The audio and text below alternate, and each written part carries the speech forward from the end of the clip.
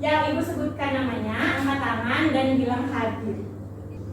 Selamat siang anak-anak. Siang, Bu. Sepertinya kalian sudah semangat sekali ya belajar. Iya, Bu. Nah, sebelum memulai pembelajaran, mari kita berdoa terlebih dahulu. Ibu minta tolong dulu kepada ketua kelas untuk dibantu memimpin doanya. Baik, Bu. Untuk teman-teman semuanya, sebelum kita memulai pembelajaran hari ini, ada baiknya kita berdoa terlebih dahulu. Berdoa sesuai dengan agama dan kepercayaan masing-masing. Berdoa dimulai. Berdoa selesai. Terima kasih ya Pak. Anak-anak, bagaimana kabar kalian hari ini? Baik, Bu. Apakah ini ada yang tidak hadir? Ada, Bu. Coba Ibu absen dulu ya. Yang Ibu sebutkan namanya, tolong bilang hadir. Angkat tangan juga. Stevi, hadir Bu. Stevi hadir. Fitra? Hadir, Bu. Dwi Nugraha? Dwi tidak hadir, Bu. Kenapa dia tidak hadir? Dia sakit. Sakit. Dwi Nugraha sakit. Brenada? Hadir, Bu. Elsa? Hadir, Bu. Agus Pratista? Hadir, Bu. Tidak hadir. Kenapa dia tidak hadir? Udah 2 hari ini dia alfa, Bu. Alfa ya? Iya. Ezra? Hadir, Bu. Eva? Hadir, Bu.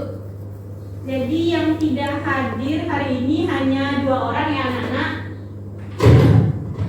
Yang satu sakit, yang satu alfa ya. Iya, Bu. Iya, Bu. Nah, anak-anak tolong dibuka dulu buku paket kalian.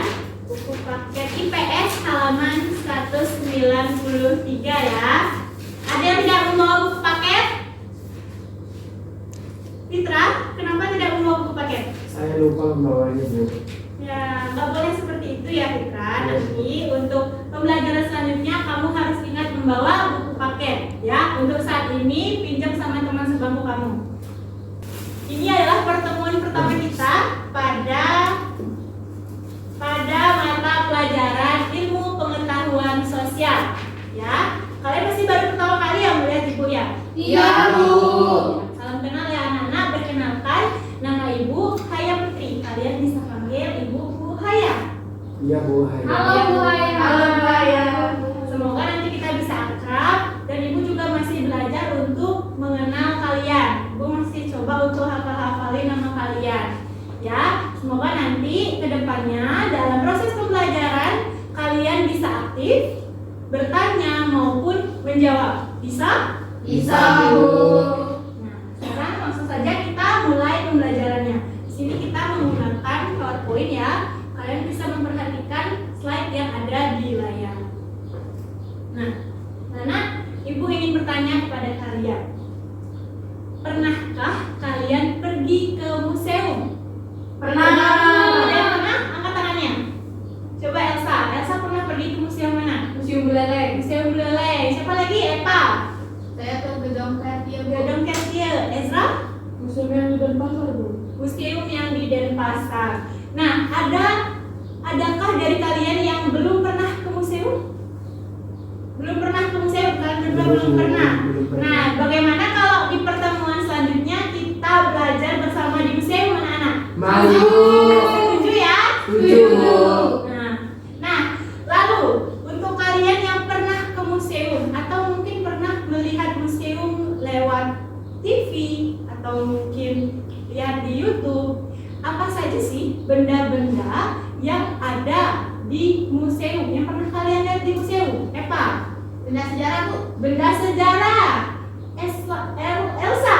Sarkofagus, Bu. Sarkofagus. Siapa lagi? Brenada? Artefak, Bu. Artefak. Ezra? Keris, Bu. Chris, ada lagi? Ada lagi yang ingin menambahkan? Ya, jadi benar sekali ya, benda-benda yang disebutkan tadi oleh teman-teman kalian seperti sarkofagus, benda-benda seperti keris, lukisan, ada tulang atau biasa kita kenal dengan fosil, itu merupakan benda-benda apa anak-anak? Benda sejarah. Sejarah. Jadi museum digunakan untuk menyimpan benda-benda bersejarah ya, benda-benda pada zaman dahulu. Bisa dipahami? Bisa, Bu. Nah, untuk masuk ke materi, tadi kita sudah menyinggung mengenai benda-benda pada zaman dahulu, pada zaman sejarah. Ya, jadi pada pertemuan kali ini kita akan mempelajari materi yaitu kehidupan masyarakat Indonesia pada masa praaksara. Ya, untuk apa kita mempelajari materi ini? Tujuan pembelajarannya yang pertama yaitu peserta didik dapat mendeskripsikan pengertian masa praaksara. Yang kedua, peserta didik dapat menyebutkan karakteristik kehidupan manusia pada masa praaksara. Dan yang ketiga, peserta didik dapat menjelaskan ciri-ciri benda-benda peninggalan pada masa praaksara. Ya, bisa dipahami anak-anak? Bisa. Nah, dalam pembelajaran kita akan lebih banyak berdiskusi dalam kelompok. Ya, ibu akan membagi kalian menjadi 2 kelompok. Kelompoknya mau ibu bagi atau kalian tentukan sendiri? Ibu yang bagi. Ibu yang tentukan ya anak-anak. Jadi untuk kelompok 1 dari absen 1 sampai 3 duduknya di sebelah kanan. Dan kelompok 2 dari absen 4 sampai 6 duduknya di sebelah kiri. Silakan duduk sesuai dengan kelompoknya anak-anak. Mejanya bisa dirapatkan. Semua sudah buka buku ya? Sudah, Bu. Nah, manusia-manusia pada masa praaksara menggunakan tulisan sebagai suatu kebudayaan. Nah, bisa diperhatikan di layar ya. Kan kita sudah menyinggung banyak tentang masa praaksara, masa sejarah ya, zaman-zaman sejarah. Siapa yang tahu apa itu masa praaksara? Silakan katakan. Saya, Bu. Silakan beri nada. Masa praaksara itu masa sebelum manusia mengenal tulisan.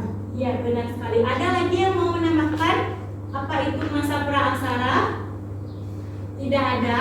Tidak ada. Jadi masa praaksara bisa ditinjau dari 2 kata. Ya, anak-anak tolong perhatikan slide di layar, jangan lain-lain. Pra artinya sebelum dan aksara artinya tulisan. Jadi praaksara adalah masa di mana manusia belum mengenal tulisan. Nah, selain masa praaksara juga dikenal dengan zaman Nirleka. Kalian pernah dengar zaman Nirleka?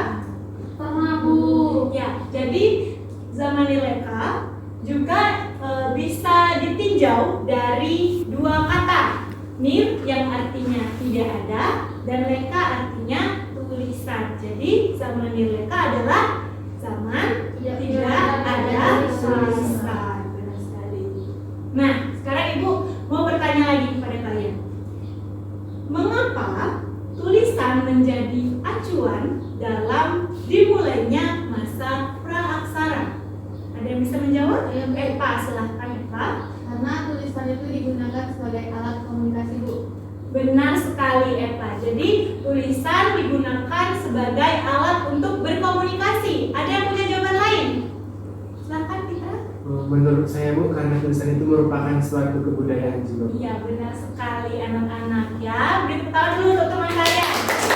Ya, jadi mengapa tulisan menjadi acuan dalam dimulainya masa praaksara? Karena pada zaman dahulu manusia-manusia pada masa praaksara menggunakan tulisan sebagai suatu kebudayaan. Bukan berarti zaman sekarang tulisan bukan suatu kebudayaan ya anak-anak. Nah, pada zaman dahulu tulisan digunakan sebagai alat untuk berkomunikasi.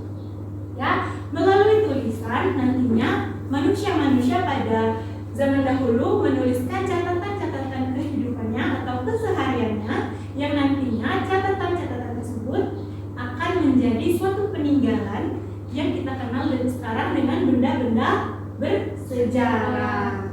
Begitu. Dari penjelasan Ibu tadi, apakah semuanya sudah paham atau ada yang belum dipahami? Saya mau bertanya Bu. Jadi Bu, kapan waktu dimulainya masa praaksara itu dan kapan waktu berakhirnya masa itu? Nah, bagus sekali ya pertanyaan dari Fitra. Dari teman-teman yang lain lain. Apakah ada yang bisa membantu Fitra untuk menjawab? Saya tidak bisa. Tidak bisa. Nah, jadi ibu saja ya yang menjawab pertanyaan dari Fitra. Bagus sekali pertanyaannya. Jadi masa praaksara dimulai ketika manusia lahir. Awal mula masa praaksara adalah ketika manusia itu ada. Lalu kapan Bu masa praaksara itu berakhir? Masa praaksara berakhir ketika manusia sudah mengenal tulisan. Nah, tiap bangsa itu berbeda-beda anak-anak. Mereka ada yang lebih dulu mengenal tulisan, ada yang lebih lambat. Ya, contohnya seperti bangsa Mesir dan Mesopotamia. Mereka sudah mengenal tulisan sekitar 3000 tahun sebelum Masehi.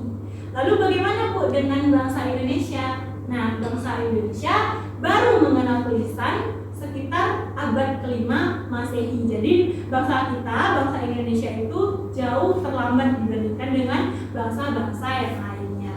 Bagaimana anak-anak? Sudah bisa dipahami? Sudah. Nah, pertanyaan Ibu, pertanyaan selanjutnya.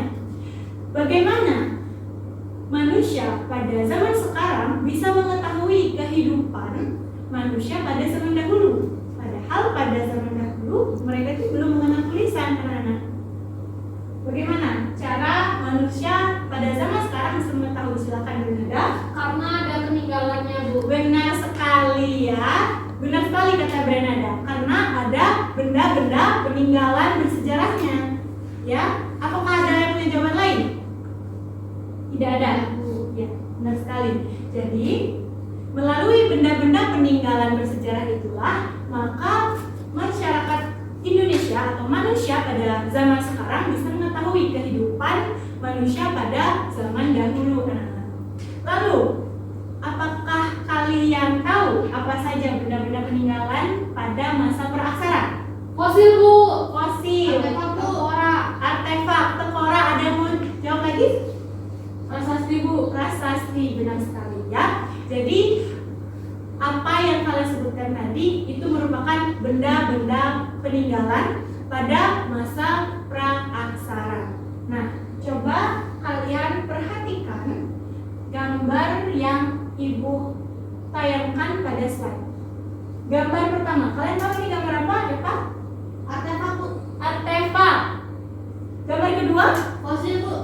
fosil. Gambar ketiga, Tidak tahu. tidak tahu. Nah, untuk mencari tahu gambar ketiga itu gambar apa, maka kalian bisa perhatikan penjelasan Ibu yang lebih lengkap, ya. Nah, di sini benda-benda peninggalan sejarah pada masa praaksara itu biasa dikenal dengan fosil dan artefak. Artefak itu apa, Bu? Artefak itu merupakan peralatan yang biasa digunakan manusia pada masa praaksara untuk bertahan hidup, ya. Nah, artefak itu dibagi lagi mempunyai banyak jenis, anak-anak. Salah satunya adalah kapak genggam, ya. Kalian bisa lihat bentuk dari kapak genggam. Bentuknya itu masih sederhana dan belum sempurna, ya. Kapak genggam terbuat dari batu, anak-anak. Nah, ciri khasnya adalah ada bagian yang tajam di salah satu sisinya. Lalu, apa kegunaan dari kapak genggam? Ya, kapak genggam berfungsi sebagai alat untuk membantu manusia pada zaman dahulu berburu. Karena manusia pada zaman dahulu itu kehidupannya masih berburu dan meramu. Sudah paham mengenai kapak genggam? Sudah Bu. Oke, kita lanjut ke jenis artefak selanjutnya yaitu kapak serpi. Nah, kapak serpi ini bentuknya jauh lebih sempurna dibandingkan dengan kapak genggam tadi, ya. Contohnya lebih halus. Kalau tadi masih kasar permukaannya kapak genggam, kalau kapak serpi sudah mulai halus, ya. Kapak serpi itu kegunaannya untuk sama juga untuk berburu, tapi lebih spesifik seperti menusuk, memotong, bahkan melubangi kulit dari binatang. Kenapa? Karena masyarakat pada zaman itu mereka juga masih berburu dan meramu. Ya, jadi tidak seperti kita sekarang pakai pisau untuk memasak. Mereka masih menggunakan peralatan dari batu, anak-anak. Bisa dipahami? Bisa, Bu. Nah, untuk peninggalan pada masa praaksara selanjutnya yaitu menhir. Ini adalah gambar ketiga yang tadi yang tidak kalian tahu. Oh, Menhir namanya. Apa ciri khas dari menhir? Yaitu tugu batu yang tinggi. Jadi batunya tuh tinggi dan itu cuma satu anak-anak. Ya, apa kegunaan dari menhir? Menhir itu berfungsi untuk pemujaan. Jadi pada saat itu manusia pada masa praaksara memuja leluhurnya melalui menhir ini. Paham sekarang? Paham, Bu. Dan ada paham? Paham, Bu. Nanti kalau ibu sedang menjelaskan, jangan dulu berbicara ya dengan teman sebangkunya. Siap, Bu. Nah, untuk peninggalan selanjutnya yaitu sarkofagus. Kalian kelihatan kan ya? Ya, Bu. seperti Nah. batu. Iya, seperti batu. Memang semua peninggalan-peninggalan pada zaman praaksara itu memang semua terbuat dari batu anak-anak. Ya, sarkofagus ini merupakan peti jenazah yang digunakan untuk menyimpan jenazah pada masa itu. Ya, jadi jenazah-jenazah itu dimasukkan ke dalam peti ini. Paham kan? Paham, Bu. Sampai sini ada yang ingin ditanyakan? Ada yang ingin bertanya mengenai benda-benda tadi yang sudah Ibu jelaskan? Saya, Bu. Iya, dan ada?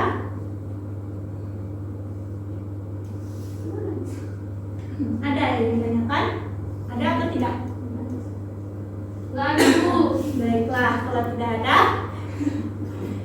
Nah, anak-anak, tadi itu hanya sebagian contoh yang Ibu sebutkan, ya. Untuk mengetahui lebih banyak lagi mengenai benda-benda apa saja yang ada pada masa praaksara akan kalian kerjakan dalam kelompok, ya. Udah semua ada dalam kelompoknya kan? Sudah, Bu. Nah, Ibu akan memberikan lembaran kerja kepada kalian. Tugas kalian adalah mengidentifikasi gambar-gambar atau benda-benda peninggalan sejarah yang ada di lembar kerja. Ya, di sana kan ada kolom kategori dan alasan. Ya, untuk kolom kategori kalian tuliskan itu termasuk benda peninggalan pada masa praaksara atau bukan. Ya, lalu tuliskan juga alasan mengapa benda tersebut dikategorikan sebagai benda-benda peninggalan pada masa praaksara. Paham? Paham, Bu. Untuk diskusi Ibu berikan waktu selama 15 menit. Nah, setelah itu hasil diskusi disampaikan oleh perwakilan kelompok ke depan. Ya, silahkan berdiskusi.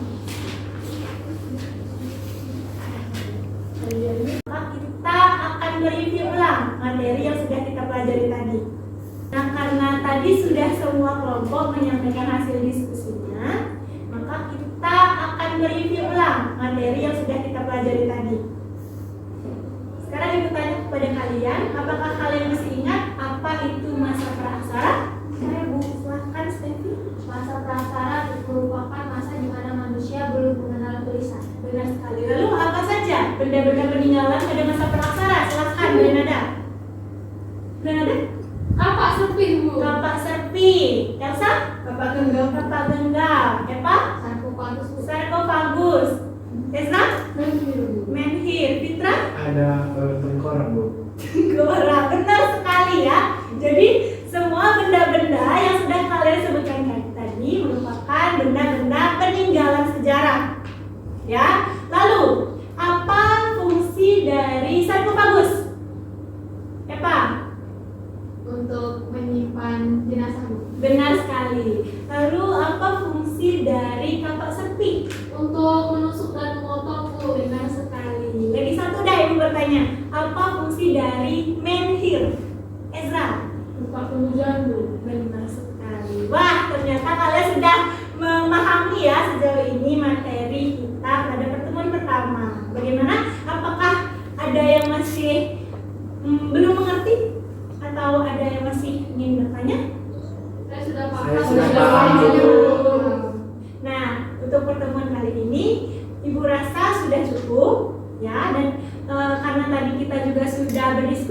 teman-teman, maka ibu tidak akan memberikan kalian tugas.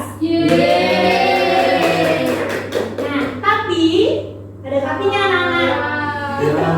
Untuk pertemuan selanjutnya kita akan mempelajari materi periodisasi pada masa praaksara. Jadi kalian tolong dipelajari buku paket halaman 210 ya, mengenai masa periodisasi pada zaman praaksara. Ya, baiklah, karena sudah tidak ada yang bertanya lagi dan anak-anak juga sudah memahami materi kita, maka kita tutup saja pertemuan kita, pembelajaran kita pada siang hari ini. Karena tadi kita mengawalinya dengan doa, maka kita juga harus mengakhirinya dengan doa. Mungkin untuk Eva, ketua kelas, bisa bantu ibu untuk menutup pembelajaran. Baik Bu, untuk teman-teman semuanya, karena tadi kita mengawali pembelajaran ini dengan doa, maka kita menutupnya dengan doa juga. Untuk itu, berdoa sesuai dengan agama dan kepercayaan masing-masing. Berdoa dimulai. Berdoa selesai. Terima kasih Eva. Nah anak-anak, sekian dulu pembelajaran kita pada hari ini. Sampai jumpa pada pertemuan selanjutnya.